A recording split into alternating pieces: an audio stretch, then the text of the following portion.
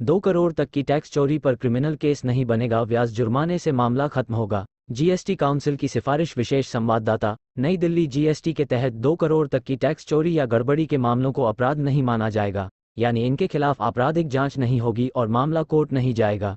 इन लोगों से ब्याज और पेनल्टी लेकर मुक्त कर दिया जाएगा। अभी तक ये सीमा 1 करोड़ रुपये थी। हालांकि फर्जी बिल बनाने के मामलों में ये छट नहीं मिलेगी, यानी अगर कोई माल और सेवाओं की सप्लाई किए बिना फर्जी बिल बनाते पकड़ा गया तो उसके खिलाफ आपराधिक कार्रवाई होगी। फर्जी बिल के मामलों में रुपये की कोई सीमा नहीं है।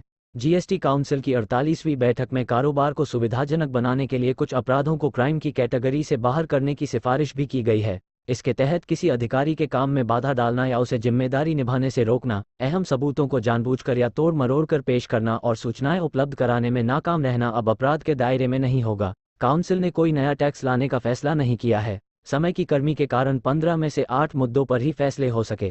निर्मला सीतारमण, वित्त मंत्री। मुद्दे जो नहीं उदे पान मसाला और गुटखा कारोबार में टैक्स चोरी रोकने की व्यवस्था पर फैसला नहीं हो पाया। बैठक में ऑनलाइन गेमिंग और कसीनो पर जीएसटी लगाने के मामले में भी चर्चा नहीं की गई।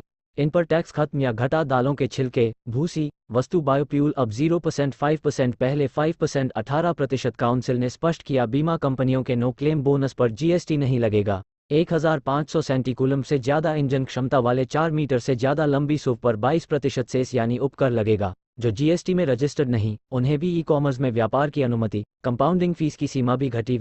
नई दिल्ली। आपराधिक की सिफारिश की गई है, मतलब यह मामलों में लगने वाली कंपाउंडिंग फीस की जीएसटी के आपराधिक मामलों में की सीमा को भी घटाया गया है। पहले करदाता को कंपाउंडिंग फीस के रूप में ये सीमा टैक्स राशि के 50 से 150%, कुल टैक्स का 25 से 100% तक ही देना तक थी।